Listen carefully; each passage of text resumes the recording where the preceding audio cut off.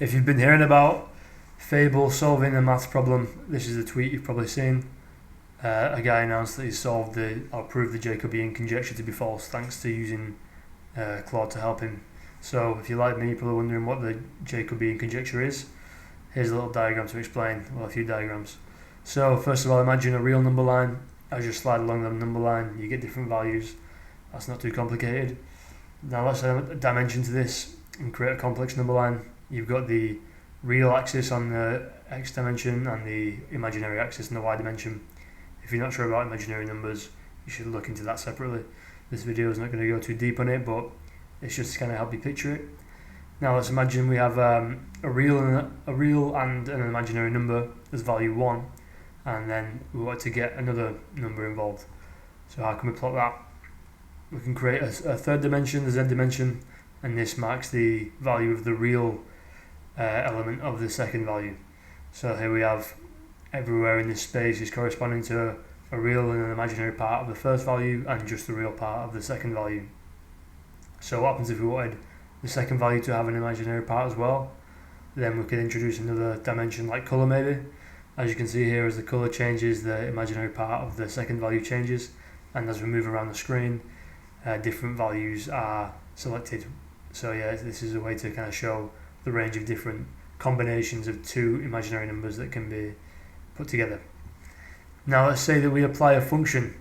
So we take an input that is two real and imaginary numbers, two complex numbers, and we apply a function to them, and we'll get an output of two complex numbers. This diagram kind of shows that as we move into different areas and the colours change, and we're getting different inputs of different complex numbers, and we get different outputs of two complex numbers. So that's a little bit confusing, but let's kind of visualize what that looks like. So for example, you have x and y as the inputs for the complex numbers, and they go through a function here. So an example of a function could be that to get the new x value, you add x plus y squared, and then the y is just the same. So if you do the maths yourself, these two complex numbers, when fed in through this system, do a bit of algebra, and they come out as these two numbers on this side. So let's visualize that in a different way, because this doesn't just apply to a single point. This applies to the whole fabric of the dimensions that are being changed. So as you can see here, as the transformation is applied, this is kind of how like the fabric of the graph bends and distorts. And then if you take that arrow and you put it on a normalized image of the dimensions, you get this second graph here on the right. So that kind of shows you the way that these transformations work. They apply across the whole of space-time. Now let's say you take a specific point, this green point, and its value is these three values. If you run this through the equation, then you'll get these three output values here. So yeah, it works everywhere, the same way the transformation is applied throughout the whole vector space. Now let's talk about the determinant. So let's take the space that we took before. Let's draw a cube around that. And if we took the area or the volume of this cube, and then we applied the transformation, and we took the new volume of the new shape, and we found the ratio between them, that would be the determinant.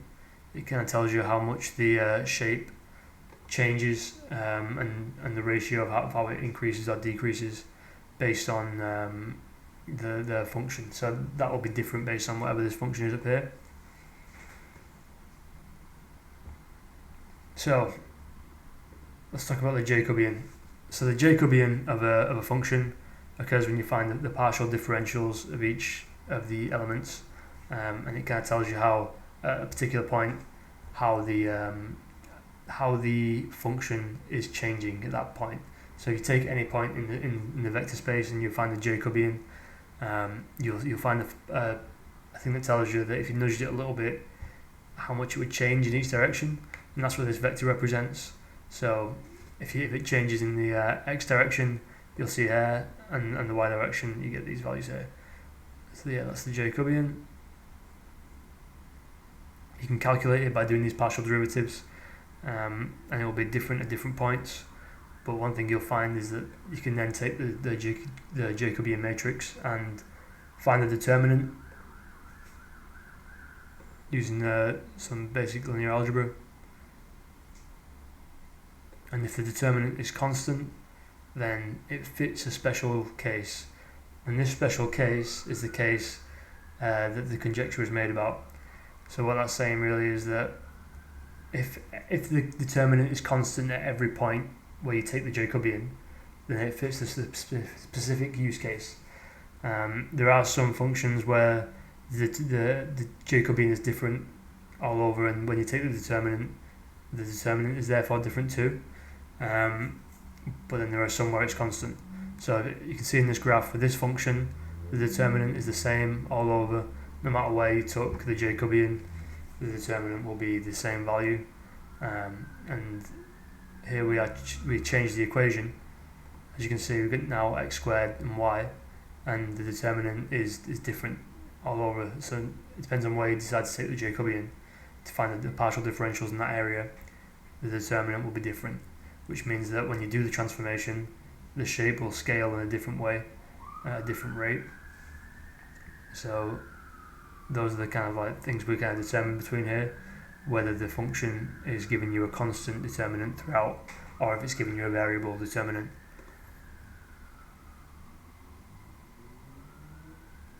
Again, we're trying a different thing here. We're showing that in this version, the colours are still showing the second part of the imaginary number. As the colours are changing, the values are changing of the determinant. So you can see here that this function wouldn't be in the club, as you call it.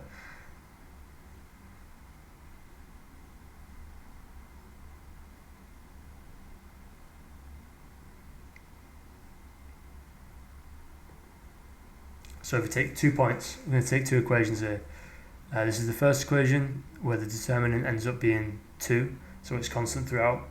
And the second equation, the determinant ends up being 2x, so it changes based on where you took the Jacobian. So we're going to show you something here. If you take two inputs in both of these functions, one function is in this special club that the conjecture was made about, and the other one is not, and you take two values, the red and orange squares as just two specific input points, and you apply the transformation, what you'll find is that in the ones where it's in the club where the determinant is constant throughout, the two inputs will usually go to two different outputs.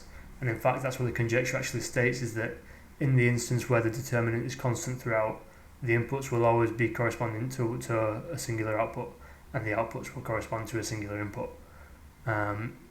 Whereas in this graph on the right, you can see that two of the same input have ended up in the same output. So you couldn't really reverse it because it could go in either direction. And the conjecture basically tells us that if the graph has a determinant that's constant, it's possible to map each output to one particular input point, which is obviously impossible on the graph on the right. And that's the conjecture, that's what was stated, and that's what was proven wrong in this tweet. So we'll go more into that in a minute, but before we go deeper into that, let's talk a little bit about the complex plane in more depth. So if you imagine a complex number of one dimension, you've got the real axis and the imaginary axis, and when you apply a function to that changes. You can see the graph on the right shows this, and you get a new output. And then what we've been looking at so far is a complex dimension, a complex number in this kind of squared, so there's two different complex numbers. And so you get this axis that we've been looking at that uses 3 dimensions plus a dimension of colour. You can see that when the function's applied to it, the whole of the dimension of space kind of bends and warps. Now let's look at the instance when there's 3 complex numbers. It's kind of tricky for this one, so what we've done is we've put at every point we've put a new vector in that has a magnitude and a phase, and that magnitude and phase is encoded in the third complex number, which is quite complicated. So it's hard to visualize those, because this is a 6-dimensional graph basically at this point. So we show that this is what it looks like before the transformation.